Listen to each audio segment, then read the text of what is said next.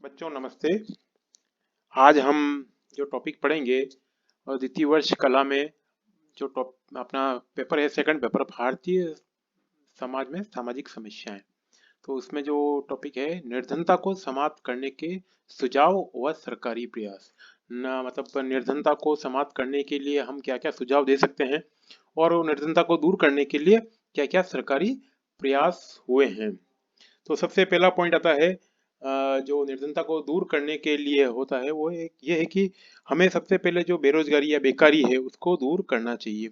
मतलब हमको सरकार को ऐसी पॉलिसी बननी चाहिए या कुछ ऐसा होना चाहिए कि व्यक्तियों को ज़्यादा दूर तक नहीं जाना पड़े और ज़्यादा खाली नहीं बैठा रहे, फटाफट उसको रोजगार मिले। ऐसा पहला प्रयास हमको ये करना चाहिए ताकि जब अगर रोजगार मिलेगा, लोगों को रोजगार मिलेगा तो निर्धनता अपने आप ही समाप्त हो जाएगी। दूसरा प्रयास हमको ये करना चाहिए, हम सब भारतीय लोगों का हमारा ये खुद की एक जिम्मेदारी है, व्यक्तिगत मॉरल रेस्पॉन्सिबिलिटी है कि हमें अपनी जनसंख्या पर नियंत्रण करना। कि जनसंख्या जिस स्पीड से बढ़ रही है, कहते हैं कि रोज हर साल हम एक ऑस्ट्रेलिया पैदा कर देते हैं। तो इस जनसंख्या नियंत्रण पे हमको अंकुश लगाना पड़ेगा। जनसंख्या वृद्धि पर हमको अंकुश लगाना पड़ेगा, तभी जाकर हम निर्धनता पर नियंत्रण कर पाएंगे। तीसरा जो पॉइंट है उसमें यह है कृषि व्यवस्था में सुधार। मतलब कृषि में नई नई, क्योंकि भारत में मुख्य रूप से हम कृषि पर ही निर्भर करते हैं और कृषि ही रोजगार का मुख्य साधन भी है। तो इसमें हमको ऐसी व्यवस्थाएं करनी चाहिए, ऐसी व्यवस्था करनी पड़ेगी जिसमें हम कृषि से जुड़े अन्य रोजगार को अधिक बढ़ा सकें। कि सिर्फ कृषि पे नहीं, कृषि से संबंधित और भी कई व्यवसाय हैं, जैसे पशुपालन है, मछली पालन है, फूलों का व्यवसाय है। तो ऐसे कई प्रकार के जो कृषि से जुड़े हुए हैं व्यवसाय, उनको रोजगारों को बढ़ा के हम और अधिक रोजगार बढ़ाएंगे। जो रोजगार बढ़ेंगे तो निर्धनता अपने आप ही समाप्त हो जाएगी। चौथा महत्वपूर्ण बात है तीव्र आर्थिक विकास। अब आर्थिक विकास तो हो रहा है, लेकिन वो उसकी स्पीड है वो बहुत धीमे है, धीमी गति से हो रहा है। हमको चाहिए तीव्र गति से आर्थिक विकास, क्योंकि तीव्र गति से आर्थिक विकास होगा, नई इंडस्ट्रीज लगेगी, नए नए व्यापारी प्रतिष्ठान खुलेंगे, नए नए बिल्डिंगें बनेगी। तो उससे तीव्र विकास होगा, तो उससे रोजगार जनरेट होगा, रोजगार जनरेट होगा तो निर्धनता समाप्त करने में हमको सहायता मिलेगी। फिर है जो चौथा पांचवा पॉइंट है साधनों का उचित वितरण। साधनों का उचित वितरण मतलब ये होता है कि हमारे पास में कई प्रकार के साधन हैं, लेकिन उनका जो लाभ है वो समाज के सभी लोगों में समान रूप से वितरित नहीं हो रहा है।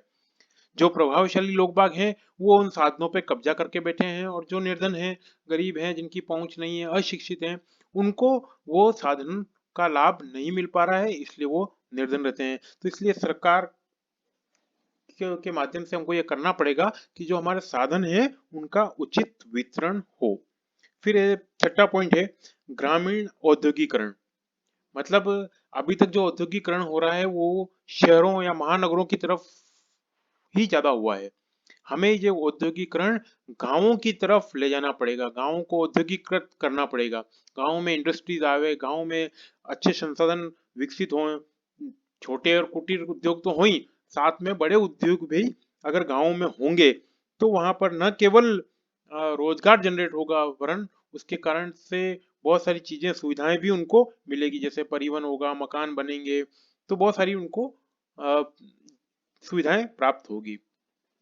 फिर सातवां पॉइंट है ग्रामीण सार्वजनिक निर्माण कार्य बहुत तीव्र गति से होने चाहिए।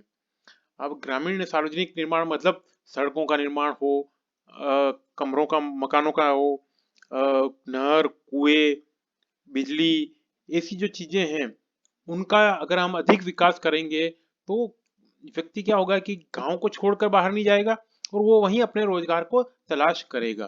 क्योंकि जब सुविधाएं वहां पे उपलब्ध होगी तो व्यक्ति घर छोड़ के क्यों जाएगा बाहर, जब उस सब वही सुविधा उसको उपलब्ध होगी। तो हमको ग्रामीण सार्वजनिक निर्माण कार्य में अधिक से अधिक कार्य करना पड़ेगा। फिर आठवां पॉइंट है सामाजिक सेवा एवं सुरक्षा। जैसा आपको मालूम है कि सामाजिक सेवाएं, सामाजिक सेवाएं क्या है, शिक्षा है, चिकित्सा है, इन चीजों का विस्तार सिर्फ नगरों तक ही है, शहरों तक ही है। इनका विस्तार अभी तक गांवों में नहीं हुआ है। तो ये सामाजिक सेवाओं का जो विस्तार है वो गांवों तक, गांव ढाणियों तक भी करना पड़ेगा, तभी जाकर निर्धनता को हम नियंत्रित कर पाएंगे। जैसे राज्य को सामाजिक सेवाएं, स्वास्थ्य, शिक्षा, ये मैंने बताया आपको। अ, तो लोग बागों को बाहर नहीं जाना पड़ेगा, तो उनकी खर्चा कम होगा। तो खर्चा कम होगा तो वो निर्धनता उनके ऑटोमेटिक कम हो जाएगी। क्यों, अभी क्या होता है कि गांव में कोई बीमार हुआ तुरंत दौड़ के आओ, कहाँ जाना है भाई, शहर में आना है। शिक्षा प्राप्त करनी, कहाँ जाना है, शहर आना है। तो इस कारण से उनके आने जाने से आर्थिक बोझ उनके ऊपर बढ़ता है। तो इसके कारण से उनको निर्धनता और झेलनी पड़ती है। ठीक है, तो इस प्रकार से सामाजिक सेवाएं और उनको सुरक्षा के कार्य देना जरूरी है। सुरक्षा मतलब स्वास्थ्य की सुरक्षा हो गई, शिक्षा की सुरक्षा हो गई, और उनको सरकार ऐसी पॉलिसी बनावे कि भाई उनको जीवन बीमा जैसे कोई हो जाए, उनको अनुदान मिले कुछ। तो इस प्रकार की सुरक्षाएं संबंधी हमको कार्य उसमें बढ़ाने पड़ेंगे। नौवा, नौवा जो कि बहुत बड़ा है, जो हमारे देश में मतलब एक दीमक की तरह हमारे देश को खत्म कर रहा है, वो है भ्रष्टाचार का उन्मूलन। कि जब तक भ्रष्टाचार खत्म नहीं होगा, निर्धनता खत्म नहीं होगी। क्यों, क्या हो रहा है कि जो व्यक्ति के पास पैसा है, पावर है, वो तो और अधिक शक्तिशाली, अमीर बन रहा है, धनाढ़ी बन रहा है। और जो निर्धन है, जिसके पास कुछ भी नहीं है, वो और ज्यादा गर्त में जा रहा है। तो इस खाई को दूर करने के लिए हमें जो भ्रष्टाचार का उन्मूलन करना पड़ेगा, तभी जाकर हम यहाँ देश में हमारे निर्धनता को समाप्त कर पाएंगे। फिर एक 10वां पॉइंट है सामाजिक कुप्रथाओं को समाप्त करना। अब सामाजिक कई प्रथाएं ऐसी है जिसमें शहरों में तो हालांकि इतना नहीं रहा, पर फिर भी कहीं कहीं देखने को मिलता है। जैसे सबसे बड़ी तो है हमारी जाति व्यवस्था। जाति व्यवस्था में छुआछूत की जो भेदभाव है, वो इतना गंदा है, इतना खतरनाक है कि उसके कारण से हम किसी को रोजगार देना चाहते हैं तो भी नहीं देते हैं कि यार तू इस जाति का, तेरे को नहीं देंगे। तो छुआछूत को खत्म करना, दहेज है, मृत्यु भोज है, ऐसी कितने ही सामाजिक कुरीतियां हैं, इनको समाप्त किया जाए। क्योंकि आदमी क्या करता है कि बेटी का विवाह करना है तो कर्ज लाएगा, कर्ज लाके बेटी का विवाह करेगा, या पिताजी हैं उनकी मृत्यु हो गई तो मृत्यु भोज करेगा उनके लिए। तो कहेगा, जाति समाज का भी दबाव रहता है कि नहीं तेरे को तो ये करना ही पड़ेगा। तो ये सामाजिक कुप्रथाएं हैं, इनको समाप्त किया जाए, तभी जाकर निर्धनता से हम उन्मूलन प्राप्त कर सकते हैं। फिर एक महत्वपूर्ण बात है, अगला पॉइंट है 11वां पॉइंट, शिक्षा का प्रचार। भाई सामान्य शिक्षा का प्रचार तो चल रहा है, ठीक है, पर हमें एक रोजगार मुखी शिक्षा नीति को लागू करना चाहिए और शिक्षा बढ़ानी चाहिए। ताकि शिक्षा से क्या होगा, हमारी जो रूढ़ियां हैं, सामाजिक कुरीतियां, उनसे हमको छुटकारा मिल सकेंगे। शिक्षित जो मजदूर होगा, कुशल मजदूर होगा, उसकी कार्य कुशलता बढ़ेगी, दक्षता और गतिशीलता में उसमें वृद्धि आएगी। तो ऐसी योजनाएं हमको बनानी पड़ेगी। फिर जो लास्ट शिक्षा के बाद 12वां पे है सरकारी योजनाओं का सही क्रियान्वयन। अभी तक जितनी भी सरकारी योजना है, सरकारी कागजों में तो हमको ये हो गया है, वो हो गया, बहुत कुछ देखने को मिलता है, लेकिन उसका वास्तव में जो क्रियान्वयन होना चाहिए, पेपर में अलग है और हकीकत में अलग है। ये हाथी के दांत देखने के और दिखाने के, जो खाने के और देखने के होते हैं ना, उस तरह की बात है। तो जो चीज वहां पे है, वो चीज धरातल पे भी आनी चाहिए, तभी जाकर हम गरीबी के से अपने आप को मुक्त कर पाएंगे। फिर है नेक्स्ट, जो प्राकृतिक संशोधन संसाधन है, उनका प्रयोग सॉरी, जो प्राकृतिक संसाधन है उनका पूर्णतः प्रयोग करें। अभी क्या हो रहा है कि हमारे पास जो प्राकृतिक संसाधन है, उनका सरकार के पास ऐसी न तो नीति है न रीति है कि वो उनका पूर्ण प्रयोग करे। जिस दिन वो पूर्ण प्रयोग करेगी, उस दिन हमारे यहाँ पर रोजगार भी कई प्रकार से जनरेट होंगे, उत्पन्न होंगे, तो वो निर्धनता को अपने आप ही समाप्त कर देंगे। और अंतिम जो पॉइंट है कि भाई निर्धनता को दूर करने के लिए देश में संचार व यातायात का अधिक विकास हो। क्योंकि संचार और यातायात के विकास अधिक होगा तो व्यक्ति में मोबिलिटी बढ़ेगी, तो उस कारण से वो निर्धन नहीं रहेगा। क्यों, क्योंकि उसको संचार के साधन होंगे तो घर से फोन करके वो कुछ बातचीत कर सकता है, पता कर सकता है, तो उसको जाना नहीं पड़ेगा, तो उसके समय भी बचा और धन भी बचेगा। यातायात के साधन अधिक अच्छे होंगे तो उसको वहां जाने में, कहीं जाना भी है तो तीव्र गति से वो पहुंच सकता है। तो ये कुछ सुझाव हैं जिनको करने से निर्धनता को समाप्त किया जा सकता है। अब आते हैं अपन निर्धनता को समाप्त करने के सरकारी प्रयास किए हुए हैं। सरकार ने स्वतंत्रता प्राप्ति के पश्चात से ही कई प्रकार की योजनाएं बनाई थी। उन्होंने जो सबसे महत्वपूर्ण जो था वो तो था कि पंचवर्षीय योजनाओं के माध्यम से हर पंचवर्षीय योजना में गरीबी को समाप्त करने के लिए प्रयास किए गए। अलग अलग पहली प्रथम पंचवर्षीय, द्वितीय, तृतीय, जो भी पंचवर्षीय योजना चली हैं उन सब में लगातार रूप से निर्धनता को समाप्त करने का प्रयास किया गया है। उसमें कई प्रयास ऐसे भी गए हैं, कहीं कहीं कृषि को बहुत विकसित करने का प्रयास किया, कहीं उद्योगों का विकास करने का किया गया, कहीं उनके जो कृषि से सहायक संबंधित स्वरोजगार, रोजगार वाले कार्य हैं उनको बढ़ाने का काम किया गया है। बहुत सारे कार्य किए गए हैं। तो हम यहाँ से पढ़ेंगे, देखेंगे कौन कौन से सरकार ने मुख्य योजनाएं बनाई है। सबसे पहली योजना बनाई है प्रधानमंत्री रोजगार योजना, जिसको PMRY भी कहते हैं। ये 2 अक्टूबर 1993 से इसका आरंभ हुआ था।